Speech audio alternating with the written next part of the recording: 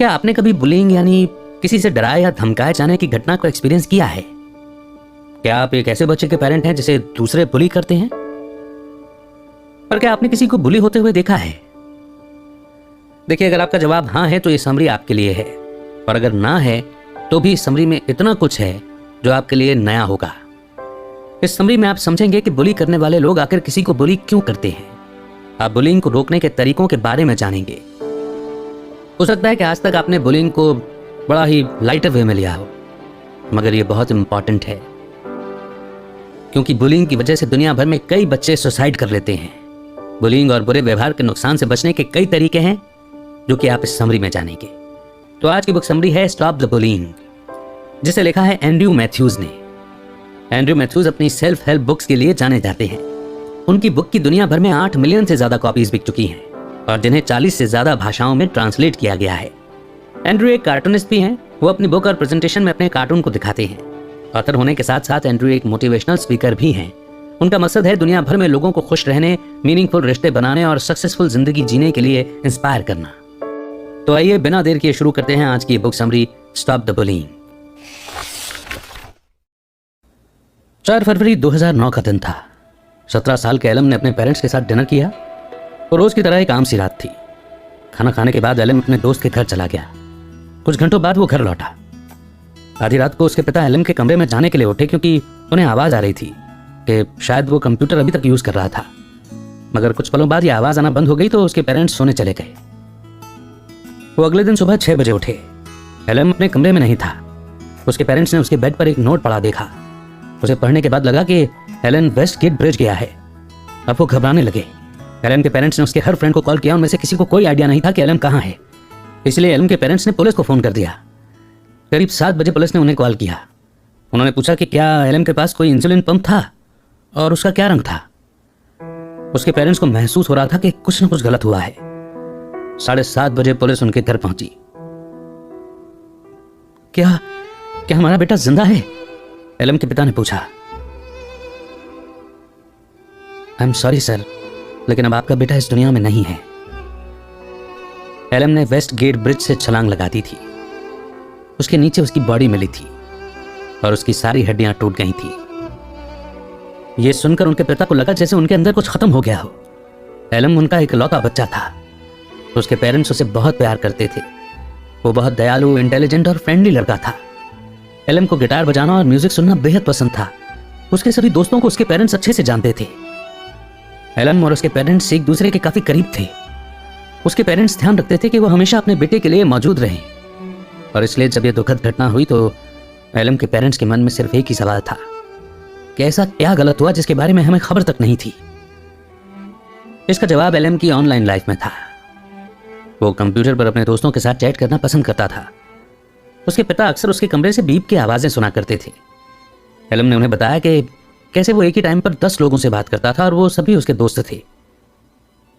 उसके पेरेंट्स सोचते थे कि जब तक एलन घर पर है वो सेफ है और उसके साथ कुछ भी बुरा नहीं हो सकता।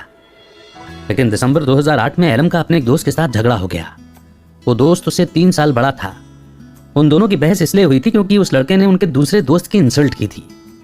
एलन को इस बुली करने वाले से मैसेजेस मिलना शुरू हो गए, जैसे तुम सभी सिर्फ बातें बना सकते हो, कुछ कर नहीं सकते।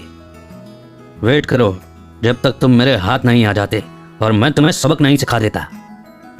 मैं तुम्हें हॉस्पिटल पहुंचा दूंगा। तुमने गलत इंसान से पंगा लिया है। बुली करने वाले लड़के ने एलन को धमकी दी कि वो अपने गैंग के लोगों के साथ आकर उसे मारेगा। एलन के फोन और कंप्यूटर में ऐसे 300 मैसेज थे। ऑस्ट्रेलिया के विक्टोरिया पुलिस ने इस लड़के को पकड़कर उस पर मुकदमा चलाया। वो गिड़गिड़ाकर माफी मांगने लगा, लेकिन उसे दोषी पाया गया और इसके लिए उसे सजा भी हुई। इस केस के जरिए देश में पहली बार साइबर बुलिंग की सजा दी गई थी। आज दुनिया भर में कानून ने बुली करने वालों को पकड़ना शुरू कर दिया है। पेरेंट्स और टीचर्स को अब बुलिंग को नजरअंदाज नहीं करना चाहिए। एडल्ट्स और बच्चों को ये नहीं कहना चाहिए कि ये तो बस थोड़ा बहुत चिढ़ाना है और हर कोई ये करता है। बुलिंग के कारण लोग सुसाइड तक कर लेते हैं। अभी जब मैं और आप इस बारे में बात कर रहे हैं तब अनगिनत बच्चे और टीनेजर्स बुलिंग का शिकार हो रहे हैं और न जाने कितनी अपनी जिंदगी खत्म करने की सोच रहे हैं। Bullying at school. कनाडा में 2 रिसर्चर्स ने यह पता लगाने की कोशिश की कि टीचर्स अपने स्कूल में हो रही बुलिंग के बारे में कितना जानते हैं। रिसर्चर्स ने क्लास और प्लेग्राउंड में कैमरे और माइक्रोफोन छुपा कर लगा दिए। उनके रिजल्ट बताते हैं कि टीचर्स क्लास की बुलिंग में सिर्फ 14% और प्लेग्राउंड में सिर्फ 4% केस में ही मामले को अपने हाथ में लेते हैं, यानी उन्हें सुलझाते हैं। जब टीचर से पूछा गया कि क्या वो इस मामले में कुछ करते हैं तो 71% ने हाँ कहा। लेकिन जब स्टूडेंट से पूछा गया कि क्या टीचर्स इसमें मदद करते हैं तो सिर्फ 25% ने हाँ कहा। इसका मतलब ये जानने के लिए इतने टीचर्स हैं ही नहीं कि बुलिंग कब होती है और उसके खिलाफ एक्शन ले सकें। डायलन और एरिक कोलोराडो के हाई स्कूल में स्टूडेंट्स थे।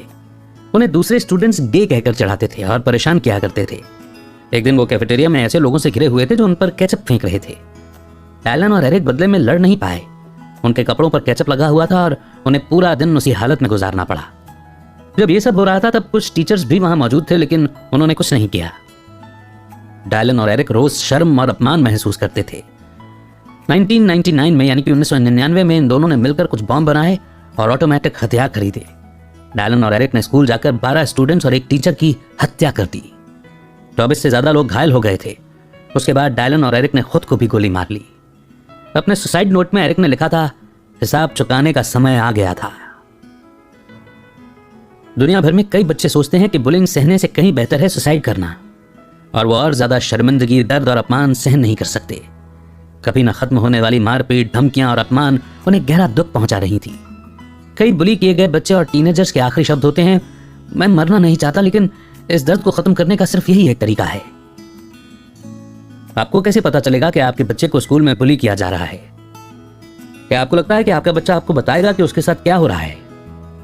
स्टैटिस्टिक्स बताते हैं कि 10 बुली किए गए बच्चों में से सिर्फ एक बच्चा अपने पेरेंट्स को और 20 बुली किए गए बच्चों में से सिर्फ एक बच्चा अपने टीचर को इस बारे में बताता है।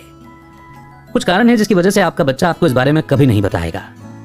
वो सोचता है कि ऐसा करने से बुलिंग और ज्यादा बढ़ जाएगी। अगर आप बुली करने वाले या उसके पेरेंट्स से बात करेंगे तो बुली करने वाला सिर्फ उस पर हंसेगा और उसे कमजोर समझेगा और उसे और ज्यादा परेशान करेगा। एक बुली किया हुआ बच्चा खुद को दोष देता है। वो सोचता है कि काश वो मोटा, भद्दा, पतला, मूर्ख या स्टूपिड नहीं होता तो लोग उसका मजाक नहीं उड़ाते। एक बुली किया हुआ बच्चा शर्मिंदा भी महसूस करता है। अगर आप उसके प्रिंसिपल से इस बारे में बात करते हैं तो उसे लगता है कि बाकी के सभी स्टूडेंट्स उस पर हंसेंगे। दूसरा, बच्चे पहले से ही सोचते हैं कि वो आउटकास्ट हैं, यानी कि उनके साथ रहने लायक नहीं है। वो सोचता है कि अगर वो आपको बताएगा तो सिचुएशन और खराब हो जाएगी। उसे ये डर भी रहता है कि आप उसे सजा देंगे। ये भी हो सकता है कि आप और स्ट्रिक्ट हो जाएं या आप उसे और ज्यादा कंट्रोल करने लगे। अगर आपका बच्चा साइबर बुलिंग एक्सपीरियंस कर रहा है तो वो डरता है कि आप उसे उसका कंप्यूटर और फोन ले लेंगे। आजकल बच्चों के लिए सोशल मीडिया ही उनकी जान बन गई है और वो इस चीज से डिस्कनेक्ट नहीं होना चाहते, क्योंकि ऐसा करने से वो स्कूल में पीछे रह जाएंगे और वहां फिट नहीं हो पाएंगे। बुली किया हुआ बच्चा ये भी सोचता है कि उसके बारे में सभी अफवाहें और बुरे कमेंट्स को जानना भी उसके लिए बहुत जरूरी है। ऐसे कौन से साइन हैं जो बताते हैं कि आपके बच्चे को स्कूल में बुली किया जा रहा है? पहला, ऐसे बच्चे शुरुआत में बहाने बनाते हैं। आपका बच्चा कहता है कि वो बीमार है, लेकिन आपको ऐसे कोई सिम्टम्स नजर नहीं आते। वो स्कूल न जाने के लिए कोई ना कोई बहाना बनाता है। दूसरा, आपका बच्चा न ठीक से खाता है न सोता है। तीसरा, जब वो स्कूल से लौटता है तो उसके शरीर पर चोट के निशान होते हैं, लेकिन उसे चोट कैसे लगी वो इस बारे में क्लियर जवाब नहीं देता। हो सकता है कि जब वो स्कूल से लौटे तो उसके कपड़े फटे हुए हों या उसका सामान किसी ने ले लिया हो। इन बातों पर भी गौर करें। चौथा, आपका बच्चा स्कूल के बारे में बात करने से मना करता है। कोई भी नॉर्मल बच्चा स्कूल में दोस्तों या किसी मजेदार चीज के बारे में बात करने के लिए हमेशा एक्साइटेड रहता है, लेकिन जब उसे बुली किया जाता है तो वो स्कूल की किसी भी बात को बताना अवॉइड करता है। पांचवा, आपके बच्चे के मार्क्स अचानक खराब होने लगते हैं। स्कूल का काम करने में उसकी दिलचस्पी कम हो जाती है। छठा, वो हमेशा परेशान, उदास या गुस्से में रहता है। सातवां, वो अक्सर बीमार रहता है। उसे सिर दर्द, पेट दर्द या घबराहट महसूस होती है। अगर आपका बच्चा अपने फोन या कंप्यूटर पर जो भी करता है आपसे छुपाता है तो हो सकता है कि उसे साइबर बुली किया जा रहा है। ईमेल या मैसेज मिलने पर परेशान हो जाना भी इसका एक साइन है। एडल्ट्स के लिए बुलिंग के बारे में रिपोर्ट करना आसान होता है। अगर आप इस बुक को पढ़ने वाले एक पेरेंट हैं तो आप एक्शन लेने में नहीं हिचकिचाएंगे, लेकिन आपका प्री स्कूल, एलिमेंट्री या हाई स्कूल का बच्चा ऐसा महसूस नहीं करता। उनके पास आप जैसा कॉन्फिडेंस और समझ नहीं होती है। तो जब आपको पता चले कि आपके बच्चे को बुली किया जा रहा है तो आपको क्या करना चाहिए? सबसे पहले अपने बच्चे की बात सुनें। आपका शुरुआती रिएक्शन ये होगा कि आप स्कूल के प्रिंसिपल या बुली करने वाले के पेरेंट्स के पास जाकर लड़ें, लेकिन 1 मिनट गहरी सांस लें और शांत हो जाएं। अपने बच्चे के साथ किसी शांत जगह पर बैठें और अपना पूरा ध्यान अपने बच्चे को दें। अपने बच्चे की पूरी बात सुनें, उसे बीच में टोकिए मत। जल्दबाजी न करें, खुद को यह कहने से रोकें कि क्या उसने तुम्हें चोट पहुंचाई है। वो शैतान बच्चा, मैं उसे छोड़ूंगा नहीं। अगर आप इस तरह की बातें करेंगे तो आपका बच्चा कभी भी आपके साथ कुछ भी शेयर नहीं करेगा। उसे ये दिखाएं कि आप उसे सुन रहे हैं और उसे एनकरेज करने के लिए उसके शब्दों को रिपीट करें। जैसे, अच्छा तो तुम कोने में चले गए और वहां मैंडी आ गई। अपने बच्चे से ओपन एंडेड सवाल पूछें, यानी ऐसे सवाल जिसका सिर्फ हाँ या ना में जवाब नहीं दिया जा सकता है। जैसे, और फिर क्या हुआ, उसने तुमसे क्या कहा। जब आपका बच्चा सब कुछ शेयर कर ले तो उसे कहें कि मुझे बताने के लिए थैंक यू, मुझ पर भरोसा करने के लिए थैंक यू। मुझे पता है कि तुम्हारे लिए कितना मुश्किल रहा होगा, तुम बहुत बहादुर हो। उपाय ढूंढने में अपने बच्चे की मदद करें, उसे ये महसूस कराएं कि वो इससे निकल सकते हैं। अगर आप अपने बच्चे को ध्यान से सुनेंगे तो उसे बेहतर महसूस होगा। नेक्स्ट चैप्टर है व्हाई बुलीज बुली, यानी कि बुली करने वाले बुली क्यों करते हैं। बुली करने वाले लोग पब्लिक में बुलिंग करते हैं। उन्हें हमेशा ऑडियंस चाहिए होती है। वो अपने दोस्तों को इम्प्रेस करने और सबके सामने खुद को पावरफुल दिखाने के लिए दूसरों को बुली करते हैं। लेकिन जब उनके दोस्त इससे इम्प्रेस नहीं होते तो बुली करने वालों को मजा नहीं आता। अगर आप बुली करने वाले को रोकते हैं तो वो नहीं रोकेंगे, क्योंकि उन्हें इस चीज की परवाह नहीं होती है। दूसरी तरफ बुली किए गए बच्चे सोचते हैं कि उनके साथ जो हो रहा है वो उसी के लायक है। इसलिए जो लोग एक्शन ले सकते हैं वो हैं टीचर्स और आसपास खड़े लोग। अगर दूसरे बच्चे बुली करने वाले को समझाते हैं कि ऐसा करना ठीक नहीं है तो चीजें जरूर बदलेंगी। बुली करने वाले आखिर ऐसा क्यों करते हैं, वो इससे क्या चाहते हैं। वो वही चाहते हैं जो कोई भी बच्चा या एडल्ट चाहता है। बुली करने वाले चाहते हैं कि उनके दोस्त उन्हें पसंद करें। वो किसी भी चीज में अच्छा बनना चाहते हैं। वो अपनी लाइफ पर कंट्रोल महसूस करना चाहते हैं। और सबसे जरूरी बात, ऐसे लोग ये चाहते हैं कि उनके पेरेंट्स उन्हें प्यार करें। जब एक बच्चे को प्यार नहीं मिलता है या उसकी परवाह नहीं की जाती तो वो अकेलापन महसूस करता है। उसे लगता है कि जैसे किसी को ना उसकी परवाह है और ना ही इसकी जरूरत। इस वजह से वो एक अपराधी यानी कि गलत काम करने वाला बच्चा बन जाता है। बुली करने वाला बच्चा ये सोचने लगता है कि अगर मैं अच्छा नहीं बन सकता तो मैं सबसे बुरा बनकर दिखाऊंगा। अगर आप मुझे पसंद नहीं करते तो मैं ऐसे काम करूंगा जिससे आप मुझे नोटिस करें। आप जितना बुरा महसूस करेंगे मुझे उतना ही अच्छा लगेगा। बुली करने वाले गुस्से या नफरत की वजह से अटैक नहीं करते। वो एक कमजोर को टारगेट बनाते हैं और ये कहकर के कि वो मोटी है, वो बदसूरत है, वो एक रोने वाली बच्ची है, इस बात को प्रूव करने की कोशिश करते हैं कि वो इंसान इसी लायक है। लेकिन असल में वो बस खुद को पावरफुल महसूस कराना चाहते हैं। वो सिर्फ अपनी पावर दिखाना चाहते हैं। ज्यादातर बुली करने वाले लोग अपने पेरेंट्स या भाई बहन से घर पर बुली होते हैं। वो अपनी लाइफ में एक बार पावरफुल महसूस करना चाहते हैं। उनके पेरेंट्स उन्हें रोज मारते हैं और उनकी इंसल्ट करते हैं। इसलिए बुली करने वाले एक कमजोर टारगेट ढूंढकर उसे परेशान करते हैं, जिससे उन्हें अपने बारे में अच्छा महसूस होता है। Tips for bullied kids. अगर आपको बुली किया जा रहा है तो आपके लिए यह जानना जरूरी है कि इसकी वजह आप नहीं हैं। यह आपकी गलती नहीं है और आप ऐसा बर्ताव डिजर्व भी नहीं करते हैं। बुली करने वाला आप पर इसलिए अटैक नहीं करता क्योंकि आप में कोई प्रॉब्लम या कमी है। असल में सच बिल्कुल इसका उल्टा है। बुली करने वाला आप पर हमला इसलिए करता है क्योंकि आप में कोई खूबी है। एग्जाम्पल के तौर पर बुली करने वाले को यह पसंद नहीं है कि आपके पास एक हैप्पी फैमिली है। आप कड़ी मेहनत करते हैं, आप एक अलग इंसान बनने की ताकत रखते हैं या आप उससे ज्यादा खुश हैं। सेफ और सिक्योर महसूस करना आपका अधिकार है। अगर आपको स्कूल में बुली किया जाता है तो इससे डील करने की जिम्मेदारी आपके स्कूल की है। अगर आपको स्कूल के बाहर बुली किया जाता है तो आपकी मदद करना पुलिस की जिम्मेदारी है।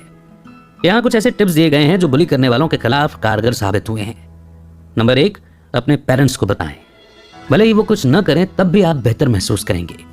किसी और से कहीं ज्यादा आपके पेरेंट्स आपकी परवाह करते हैं। किसी को बताने का मतलब ये नहीं है कि आप कमजोर हैं। लाइफ में ऐसा कितनी बार होता है जब हमें दूसरों की मदद की जरूरत होती है। जब आप बीमार होते हैं तो आपको डॉक्टर की मदद की जरूरत होती है। अगर आपको बुली किया जाता है तो किसी से मदद मांगने में कुछ भी गलत नहीं है। नंबर 2, अपने दोस्त को बताएं। बुली करने वाला चाहता है कि आप शांत, अकेले और सबसे अलग रहें। किसी को बताने से आप बुली करने वाले के गेम को उल्टा कर देते हैं। अपने दोस्त को बताकर आप बहादुरी दिखाते हैं।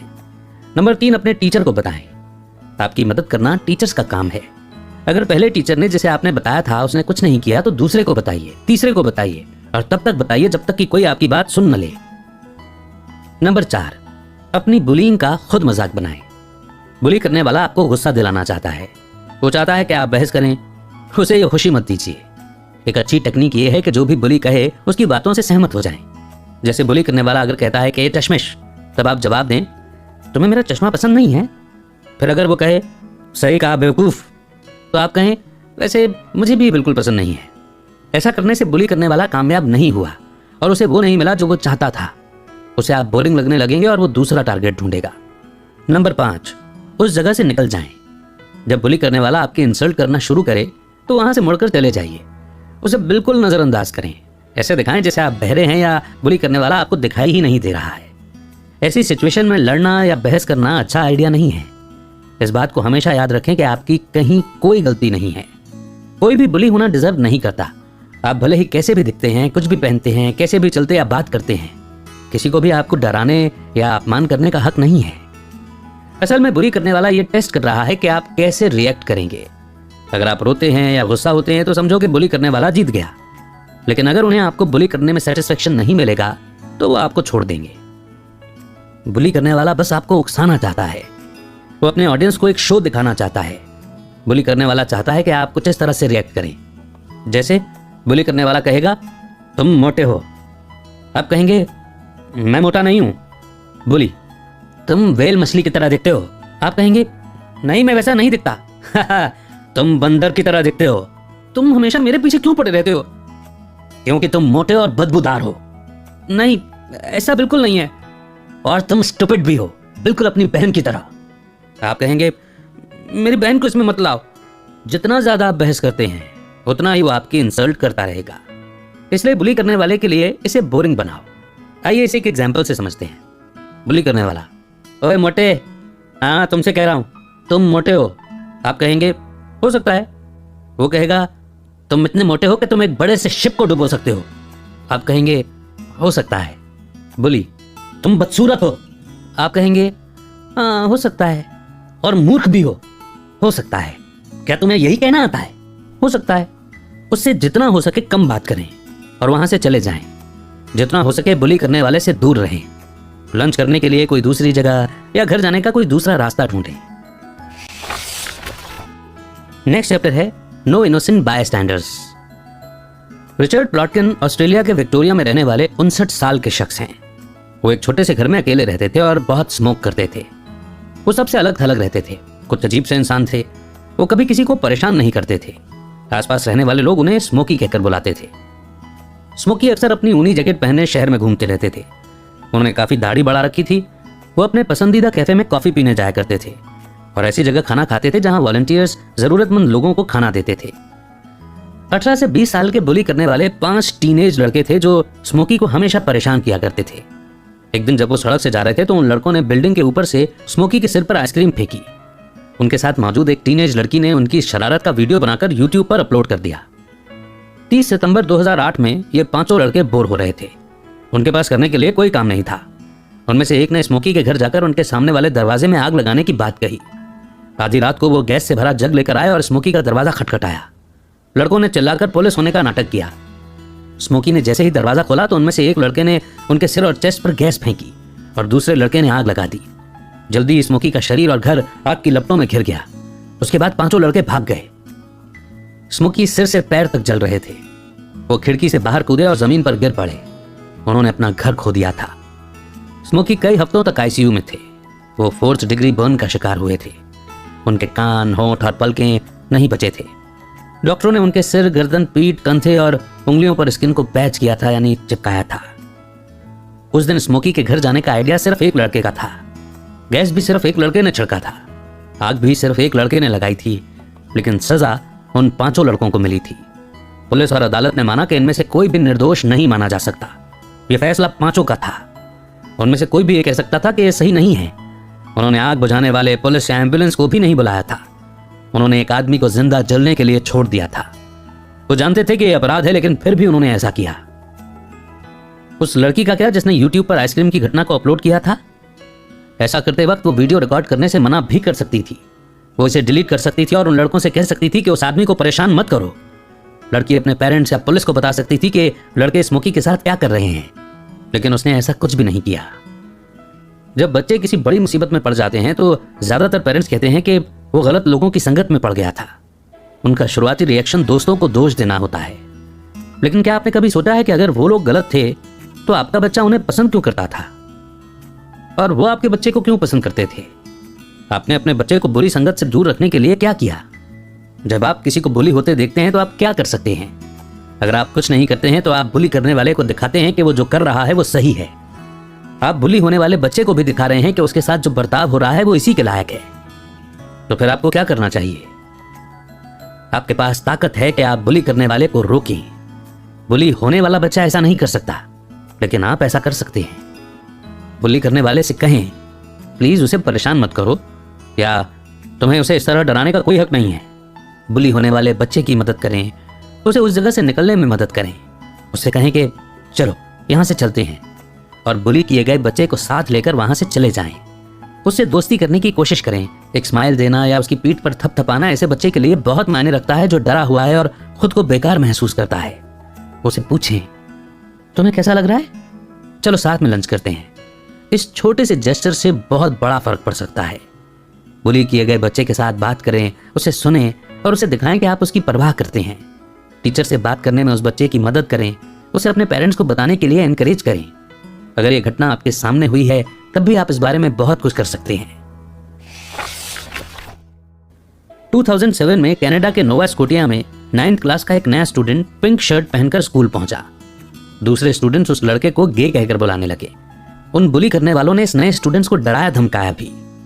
क्लास 12th के 2 स्टूडेंट्स ट्रेविस और डेविड ने इस बारे में कुछ करने का फैसला किया। वो पास वाले डिस्काउंट स्टोर में गए और सारी पिंक शर्ट खरीद लाए। उन दोनों ने सारी शर्ट्स बांटी और रात भर में अपने दोस्तों को अगले दिन पिंक शर्ट पहनने के लिए राजी कर लिया। उन्होंने ईमेल और सोशल मीडिया के जरिए भी इस मैसेज को फैलाया। अगली सुबह स्कूल में जैसे पिंक कलर का सैलाब आ गया हो। हजारों स्टूडेंट्स ने इस कैंपेन को सपोर्ट किया। बुली करने वालों ने उस नए स्टूडेंट को फिर कभी परेशान नहीं किया। बुलिंग के खिलाफ अवेयरनेस बढ़ाने के लिए कनाडा के 60 से ज्यादा स्कूलों ने पिंक शर्ट कैंपेन में हिस्सा लिया। पर यह सब उन 2 स्टूडेंट्स के कारण शुरू हो पाया था जिन्होंने उस नए स्टूडेंट्स के लिए स्टैंड लेने का जज्बा दिखाया। नेक्स्ट चैप्टर है let your children know you love them. Vicky एक गरीब चाइनीज परिवार से थी। जब वो 10 साल की थी तो उसकी मां ने उसे घरों में काम करने के लिए भेजना शुरू कर दिया था। विकी कभी स्कूल नहीं गई। उसके मालिक उसके साथ बुरा व्यवहार करते थे। जब वो बड़ी हुई तो वो ऑस्ट्रेलिया गई जहां उसकी मुलाकात डेव से हुई। जल्दी दोनों ने शादी कर ली। उन्होंने बहुत मेहनत की और एक छोटा सा घर खरीदकर अपने परिवार की शुरुआत की। डेव टैक्सी ड्राइवर था। विकी अब भी घर घर जाकर सफाई का काम करती रही। उसके पास और कोई ऑप्शन नहीं था क्योंकि वो पढ़ी लिखी नहीं थी। उनके जेसिका और टिम नाम के 2 बच्चे थे। विकी ने कसम खाई थी कि वो अपने बच्चों को कभी भी वो एक्सपीरियंस नहीं करने देगी जो उसने अपनी जिंदगी में किया था, क्योंकि वो चाहती थी कि उसके बच्चों को अच्छी एजुकेशन मिले, उन्हें कपड़े और खिलौने के लिए तरसना ना पड़े। विकी ने ठान ली थी कि वो ऐसी नौबत आने ही नहीं देगी कि उनके बच्चों को कभी गंदगी साफ करनी पड़े। अब उनके परिवार को दूसरी कार की जरूरत थी, इसलिए विकी ने दूसरी जॉब करना भी शुरू कर दिया। वो रात में एक सुपरमार्केट में सामान लाने का काम करती थी। वो रात को 3 बजे घर पहुंचती थी और थक कर इतनी चूर हो जाती थी कि ना तो अपने बच्चों के लिए खाना बना पाती और ना उन्हें स्कूल ले जा पाती। इसलिए जेसिका और टिम खुद ही तैयार हो जाते। वो फास्ट फूड जैसे हैमबर्गर और पिज्जा खाते थे। उनके परिवार को और पैसों की जरूरत थी, इसलिए विकी ने वीकेंड पर कपड़े आयरन करने का तीसरा काम शुरू किया। जेसिका अब 17 साल की हो गई थी। जब वो छोटी थी तो उसकी शिकायत थी कि उसकी माँ कभी घर पर नहीं रहती थी। विकी ने कुछ रात घर पर रहने की कोशिश भी की, लेकिन उसके बच्चे सिर्फ टीवी देखते रहते थे। उसने सोचा कि अगर बच्चे मुझसे बात ही नहीं करते तो घर पर रुकने का क्या फायदा। जेसिका ने स्कूल बीच में ही छोड़ दिया और एक दिन वो अपना घर छोड़कर कहीं और अकेली रहने लगी। टिम अब 16 साल का है। 10 साल की उम्र से ही वो कोई ना कोई बखेड़ा खड़ा करने लगा था। वो एक बुली करने वाला बन गया था। टिम अपने क्लास के साथियों को पंच मारता था या कभी पड़ोसियों की खिड़कियों पर ईंटें फेंकता था। विकी को लगता था कि उसका बेटा गलत संगत में पड़ गया है। टीचर्स ने कहा कि टिम बहुत परेशान करने वाला बच्चा है। विकी और उसके पति ने उसे एक प्राइवेट स्कूल में ट्रांसफर करने का फैसला किया। उन्हें उम्मीद थी कि नया स्कूल उसे एक डिसिप्लिन्ड इंसान बना पाएगा। उन्होंने स्कूल की फीस देने के लिए और ज्यादा काम करना शुरू कर दिया, लेकिन टिम नए स्कूल में भी बच्चों को बुली करता रहा और वो और परेशानियों में पड़ता गया। 15 साल की उम्र में उसे ड्रग्स की लत हो गई। टिम को उसके बुरे बिहेवियर के लिए प्राइवेट स्कूल से सस्पेंड कर दिया गया। स्कूल ने उसे रिहैबिलिटेशन यानी सुधार केंद्र भेजने के लिए कहा। इस खर्चे के लिए विकी ने जेसिका का कमरा एक कोरियन स्टूडेंट को किराए पर दे दिया, लेकिन इस बात से टिम नाराज हो गया। उसे घर में एक अजनबी का रहना पसंद नहीं था। टिम हमेशा कहता था कि मैं आपसे नफरत करता हूं, मुझे स्कूल से नफरत है और मुझे हर चीज से नफरत है। उसने स्कूल छोड़ दिया और काम करने लगा। उसने एक शेफ के तौर पर काम की शुरुआत की। उसे शुरुआत में यह काम अच्छा लग रहा था, लेकिन टिम ने अंत में इसे भी छोड़ दिया। उसका नेगेटिव एटीट्यूड और बढ़ गया। टिम को डिप्रेशन हो गया और सुसाइड करने का ख्याल उसके मन में आने लगा। विकी ने टिम की देखभाल के लिए अपनी जॉब छोड़ दी। अब उसके पास इसके अलावा और कोई काम नहीं था। वो घर पर रहकर यह ध्यान रखती थी कि उनका बेटा खुद को खत्म ना कर ले। विकी एक प्यार करने वाली, अपने बच्चों की परवाह करने वाली माँ थी। वो बस अपने बच्चों का भला चाहती थी। उसने जो भी पैसा कमाया उसने अपने बच्चों पर खर्च कर दिया। लेकिन विकी ये नहीं समझ पाई कि अपने बच्चों के साथ समय बिताना भी कितना जरूरी था। वो अब घर पर रहती थी और यही वो चीज थी जो उसके बच्चे 10 साल पहले चाहते थे। वो ऐसा करने में 10 साल लेट हो चुकी थी। पेरेंट्स अक्सर कहते हैं कि वो अपने बच्चों के लिए कड़ी मेहनत कर रहे हैं। वो उन्हें अच्छी एजुकेशन, एक सुंदर घर, अच्छी कार, नए कपड़े और खिलौने देना चाहते हैं। लेकिन इनमें से कोई भी आपके बच्चे के लिए आपके टाइम और अटेंशन से ज्यादा वैल्यू नहीं रखता। अगर आप बात नहीं भी करते हैं तब भी घर पर रहने से आपके बच्चों को यह एहसास होता है कि आप उनके लिए मौजूद हैं। आप अपने बच्चों को जो गाइडेंस और डिसिप्लिन दे सकते हैं वो कोई भी स्कूल नहीं दे सकता। जब आपका बच्चा एक बुली करने वाला बच्चा बन जाता है तो स्कूल बदल देने से कोई फायदा नहीं होगा। जब आप 12 साल के होते हैं और आपके पेरेंट्स कभी घर पर नहीं रहते तो आप हर तरीके से कहीं से भी थोड़ी भी अटेंशन पाने की कोशिश करते हैं। बुली करने, तोड़फोड़ करने और पुलिस से पकड़े जाने से आपको अच्छा महसूस होता है। हर इंसान अपनेपन और अपनाए जाने की भावना को महसूस करना चाहता है। जब इंसान को ये नहीं मिलता तो उसे कोई भी भीड़ अकेले रहने से कहीं ज्यादा अच्छी लगने लगती है। वो अपने पेरेंट्स की गैर मौजूदगी से आने वाले खालीपन को किसी गैंग का हिस्सा बनकर पूरी करने की कोशिश करता है। एक बुली करने वाले को एक गैंग से वो अपनापन मिलता है जो उसे अपने परिवार से कभी नहीं मिल पाया। पेरेंट्स होने के नाते आपको ध्यान रखना होगा कि जब तक आपके बच्चे 15 साल के न हो जाएं, उनके साथ जितना हो सके उतना टाइम बिताएं। उनके यंग रहते हुए जो टाइम आप उनके साथ नहीं बिताते उतना ही टाइम आपको फ्यूचर में उससे हुए डैमेज को ठीक करने में बिताना होगा। अपने बच्चों को यह बताना मुश्किल हो सकता है कि आप उनसे प्यार करते हैं, लेकिन ऐसा करने के कई तरीके हैं। आप उनके डेस्क या लंच बॉक्स के साथ एक नोट छोड़ सकते हैं। आप किसी लेटर या बर्थडे कार्ड पर यह शब्द लिख सकते हैं। एग्जाम्पल के लिए, मेरे प्यारे बच्चे, हमें तुम पर बहुत गर्व है।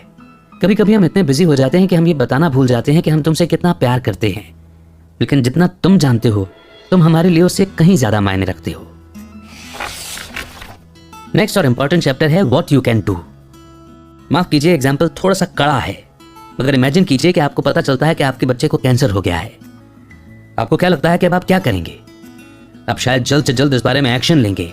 आप ऑफिस से छुट्टी लेकर अच्छे से अच्छा डॉक्टर ढूंढेंगे और अब आपके बच्चे की हेल्थ आपकी सबसे बड़ी प्रायोरिटी बन जाएगी। लेकिन अगर आपको यह पता चले कि आपके बच्चे को बुली किया जा रहा है तो क्या होगा? ज्यादातर पेरेंट्स क्या करते हैं? वो ना ऑफिस से छुट्टी लेते हैं और ना ही अपनी अपॉइंटमेंट कैंसिल करते हैं, बल्कि वो टीचर्स के साथ मीटिंग को तब तक पोस्टपोन करते हैं जब तक कि उनके पास टाइम ना हो। ज्यादातर पेरेंट्स स्कूल को दोष देते रहते हैं और दूसरी तरफ बच्चा हर मिनट सफर करता रहता है। बुलिंग एक नए तरह का कैंसर है जिसके बच्चे शिकार हो रहे हैं और मर रहे हैं। सुसाइड करने वाले बच्चों के पेरेंट्स हमेशा यही कहते हैं कि काश हमें पता होता कि सिचुएशन कितनी सीरियस है। तो लोग कहते हैं कि गवर्नमेंट को कुछ करना चाहिए, लेकिन गवर्नमेंट फौरन एक्शन नहीं ले सकती। गवर्नमेंट लोगों को इंस्पायर नहीं कर सकती, लेकिन एक इंसान ऐसा कर सकता है। बच्चे बुलिंग की प्रॉब्लम को सॉल्व नहीं कर सकते, इसे गवर्नमेंट भी रोक नहीं सकती, तो इससे कौन लड़ सकता है? इस बारे में सिर्फ हम कुछ कर सकते हैं, यानी पेरेंट्स, टीचर्स, प्रिंसिपल्स और एडल्ट्स। यहां एक ऐसे एडल्ट का एग्जाम्पल दिया गया है जिसने इस मामले में एक्शन लिया था। मिशेल एलियट किड्स एस्केप की फाउंडर हैं। ये इंग्लैंड में अब्यूज्ड और बुली हुए बच्चों के लिए पहली चैरिटी है। मिशेल एक साइकोलॉजिस्ट थी। उन्होंने कई लोगों से सुना था कि बच्चे अपने पेरेंट्स, रिश्तेदार, पड़ोसी या बेबी सिटर से सेक्सुअल अब्यूज का शिकार हो रहे हैं। इस मुद्दे को डिस्कस करने के लिए उन्होंने हेल्थ डिपार्टमेंट के एग्जीक्यूटिव्स के साथ मीटिंग की, लेकिन उन्होंने कहा कि इस देश में चाइल्ड अब्यूज की कोई प्रॉब्लम नहीं है। पूरे इंग्लैंड में सिर्फ 10 से 20 केस ही ऐसे होते हैं। लेकिन मिशेल के काम में वो सिर्फ लंदन में ही एक हफ्ते के 30 केस सुन रही थी। उन्होंने 4000 स्कूल स्टूडेंट्स पर एक सर्वे भी किया। मिशेल ने पूछा कि आपको किस बात की चिंता होती है? कई स्टूडेंट्स ने जवाब दिया कि वो स्कूल जाने से डरते हैं। 40% बच्चों को बुली किया गया था। उसके बाद मिशेल ने नेशनल यूनियन ऑफ टीचर्स के साथ मीटिंग की और उन्होंने कहा कि ऐसी तो कोई प्रॉब्लम नहीं है, बुलिंग सिर्फ 2% बच्चों के साथ हुई है। ये बात सुनकर मिशेल दंग रह गई। उन्होंने फैसला किया कि उन्हें कुछ करना होगा। उन्होंने अपने पति से कहा कि वो अपनी जॉब छोड़ देंगे और एक चैरिटी शुरू करेंगी। लेकिन मिशेल की और भी कई प्रॉब्लम्स थी। उनके पास एक्स्ट्रा पैसे नहीं थे। वो 5 साल से कम उम्र के 2 छोटे बच्चों की परवरिश कर रही थी। अगर वो अपनी जॉब छोड़ देती तो उनके परिवार को उनके पति की कमाई से ही गुजारा करना होगा। मिशेल का कोई ऑफिस नहीं था और उन्हें यह भी नहीं पता था कि चैरिटी कैसे चलाई जाती है। किस्मत से उनके पति ने उनका साथ दिया। उन्होंने अपने अपार्टमेंट में मिशेल के ऑफिस के लिए एक छोटा सा कमरा सेटअप किया। मिशेल ने इस मुद्दे के बारे में ठोस कदम उठाने की ठान ली थी। उन्होंने सभी न्यूज़पेपर्स को इस बारे में लिखा। उन्होंने रेडियो पर इंटरव्यूज किए, जल्दी ही उन्हें 24 घंटे फोन आने लगे। मिशेल ने टीचर्स और पुलिस वालों को प्रेजेंटेशन दी। उन्होंने स्कूलों के लिए एंटी बुलिंग प्रोग्राम बनाए। उन्होंने बुक्स लिखी और इस बारे में पैम्फलेट भी बांटे। उनके पति और कुछ वॉलंटियर्स ने उनकी मदद की, लेकिन जल्द ही उनके पास जगह और पैसे की कमी होने लगी। लंदन के एक उदार और दयालु इंसान ने उन्हें अपने ऑफिस में जगह दी। उन्होंने चैरिटी की मदद के लिए 10,000 पाउंड का डोनेशन भी दिया। किड्सस्केप बढ़ते बढ़ते एक नेशनल ऑर्गेनाइजेशन बन गया था। ZAP यानी कि ज़ैप किड्सस्केप का एक दिन का ऐसा कोर्स है जो बुली हुए बच्चों के लिए बनाया गया है। ये बुली हुए बच्चों को कॉन्फिडेंस और सेल्फ वर्थ डेवलप करने में मदद करता है। ये उन्हें दूसरे बच्चों के साथ इंटरैक्ट यानी कि बातचीत करना सिखाता है। ज़ैप प्रोग्राम पिछले कुछ सालों में बुलिंग को 80% तक कम करने में कारगर साबित हुआ है। ज़ैप और किड्सस्केप के दूसरे प्रोग्राम को कई भाषाओं में ट्रांसलेट भी किया गया है। साल 2000 में किड्सस्केप को चैरिटी ऑफ द ईयर का नाम दिया गया था। 2008 में मिशेल को रानी से OBE सम्मान भी मिला था। अगर आपके बच्चे को बुली किया जा रहा है तो जब तक रिजल्ट न मिले तब तक शिकायत करते रहें। आपके बच्चे के लिए सेफ माहौल देना स्कूल की जिम्मेदारी है, और जो असल में होता है स्कूल अक्सर उससे इनकार करते हैं या आपके बच्चे को कमजोर होने के लिए ब्लेम करते हैं, लेकिन ये सही नहीं है। टीचर से बात कीजिए, अगर वो नहीं सुनते हैं तो प्रिंसिपल से बात कीजिए, अगर ये भी काम नहीं करता तो स्कूल काउंसिल या अपने डिस्ट्रिक्ट के हेड ऑफ एजुकेशन से बात कीजिए, मेयर या लोकल न्यूज़पेपर को लिखिए। ये लिखकर चिपका देना कि इस स्कूल में बुलिंग अलाउड नहीं है काफी नहीं है। एंटी बुलिंग कल्चर स्कूल में सच में फॉलो किया जाना चाहिए। प्रिंसिपल को स्कूल के कल्चर को लीड करते हुए उसमें बदलाव लाने चाहिए। टीचर्स को ध्यान रखना चाहिए और क्लियर रूल्स को अप्लाई करना चाहिए। एग्जाम्पल के लिए यहाँ किसी को बुली करना अलाउड नहीं है। इसमें किसी को नाम से बुलाना, इंसल्ट करना, अफवाहें उड़ाना या किसी को चोट पहुंचाने के इरादे से किया गया कोई भी एक्शन शामिल है। रूल बुक में बुलिंग करने की सख्त सजा होनी चाहिए। जैसे स्टूडेंट्स को पता होना चाहिए कि अगर वो किसी को एक बार भी मारते हैं तो उन्हें अगले दिन फैकल्टी रूम में लंच करना होगा। अगर वो किसी को फिर मारते हैं तो उन्हें अगले 3 दिनों तक फैकल्टी रूम में ही लंच करना होगा, और टीचर्स उनके पेरेंट्स को इन्फॉर्म भी करेंगे। नए स्टूडेंट्स का वेलकम अच्छी तरह से किया जाना चाहिए। बुलिंग की घटनाओं की रिपोर्ट करने वाले बच्चों को रिवॉर्ड दिया जाना चाहिए। और अब कंक्लूजन। इस समरी में आपने एलम की कहानी से सीखा कि बुलिंग और साइबर बुलिंग करने से किसी की मौत भी हो सकती है। आपने जाना कि ज्यादातर बच्चे अपने पेरेंट्स को कभी नहीं बताएंगे कि उन्हें बुली किया जा रहा है। वो इस बात से डरते हैं कि अगर वो स्कूल जाएंगे तो बुलिंग और ज्यादा बढ़ जाएगी। कुछ ऐसे साइंस हैं जिनसे पता चलता है कि आपके बच्चे को बुली किया जा रहा है, जैसे स्कूल न जाने का बहाना बनाना, डिप्रेस या गुस्सा होना, और उसके शरीर पर चोट के निशान होना जिसके लिए उसके पास कोई जवाब नहीं है। सबसे पहले आपको अपने बच्चे की बात सुननी चाहिए। आपने सीखा कि बुली करने वाले पावरफुल महसूस करने के लिए दूसरों को बुली करते हैं। वो अपने दोस्तों को इम्प्रेस करना चाहते हैं और अपने बारे में अच्छा महसूस करना चाहते हैं। ज्यादातर बुली करने वाले लोगों को उनके पेरेंट्स अब्यूज करते हैं। वो ये महसूस करते हैं कि उन्हें कोई प्यार नहीं करता, इसलिए वो अटेंशन पाने के लिए दूसरों को बुली करते हैं और बुरे काम करते हैं। बुली किए गए बच्चों को इन टिप्स को आजमाना चाहिए। अपने पेरेंट्स, दोस्त या टीचर्स को इस बारे में बताएं। बुली करने वाले से बहस न करें। अपनी इंसल्ट का खुद मजाक बनाना या बुली करने वाले की बात से एग्री करना ज्यादा बेहतर ऑप्शन है। बुली करने वाले पर ध्यान न दें और उस जगह से निकल जाएं। सबसे जरूरी है ये बात कि ये याद रखें कि आपकी कहीं कोई गलती नहीं है। आपने ये भी सीखा कि अगर आप किसी को बुली होते हुए देखते हैं तो आप बुली करने वाले बच्चे को परेशान न करने के लिए कह सकते हैं। आप बच्चे को वहां से दूर जाने में मदद कर सकते हैं। आप बच्चे से बात कर सकते हैं और उसे एक अडल्ट को बताने के लिए एनकरेज भी कर सकते हैं। अगर आप यंग भी हैं तो भी आप बुलिंग को रोकने के लिए कुछ कर सकते हैं। आपने सीखा कि पेरेंट्स होने के नाते आपका प्यार, टाइम और अटेंशन आपके बच्चे के लिए सभी चीज़ों से ज़्यादा ज़रूरी है। जब आपके बच्चे छोटे होते हैं तो उनके साथ जितना हो सके उतना टाइम बिताएं। उनके साथ एक मजबूत, प्यार भरा रिश्ता बनाएं। इस तरह आपका बच्चा बड़ा होकर एक खुश मिजाज, सक्सेसफुल और एक जिम्मेदार एडल्ट बनेगा। एक नोट या लेटर लिखकर अपने बच्चों को बताएं कि आप उनसे कितना प्यार करते हैं। आपने सीखा कि बुलिंग के कल्चर को दूर करने में पेरेंट्स, टीचर्स और प्रिंसिपल्स बड़ा बदलाव ला सकते हैं। तब तक अपनी बात बोलते रहें जब तक कोई सुन न ले। स्कूल में क्लियर रूल सेट करना भी बेहद जरूरी है। बच्चों को दयालु बनना सिखाएं। हम बच्चों को पढ़ना लिखना सिखाते हैं, हम उन्हें हायर लेवल का मैथ्स और साइंस पढ़ाते हैं, लेकिन हम कितना टाइम बच्चों को दयालु बनने और दूसरों की परवाह करना सिखाते हैं। नए स्टूडेंट्स के साथ काइंड रहें। बुली हुए बच्चे के साथ काइंड रहें। हर उस इंसान के साथ काइंड रहें जिससे आप मिलते हैं, तभी आप बदलाव ला पाएंगे। और याद रखिए कि बहुत बड़े बदलाव की शुरुआत भी पहले कदम से होती है, और सबसे बड़ी बात मुझसे होती है। तो कैसी लगी आपको ये समरी? कौन से फैक्ट्स आपके लिए आई ओपनिंग फैक्ट्स थे जिनके बारे में आपको बिल्कुल भी पता नहीं था और अब आप उन्हें याद रखने वाले हैं? कमेंट सेक्शन में आपका एक्सपीरियंस और ये पॉइंट्स ज़रूर शेयर कीजिए, आपके कमेंट का इंतज़ार रहेगा। बहुत जल्द एक नई बुक समरी लेकर के हम फिर से आपके बीच में हाजिर होंगे। तब तक रखिए अपना बेहतर ख्याल।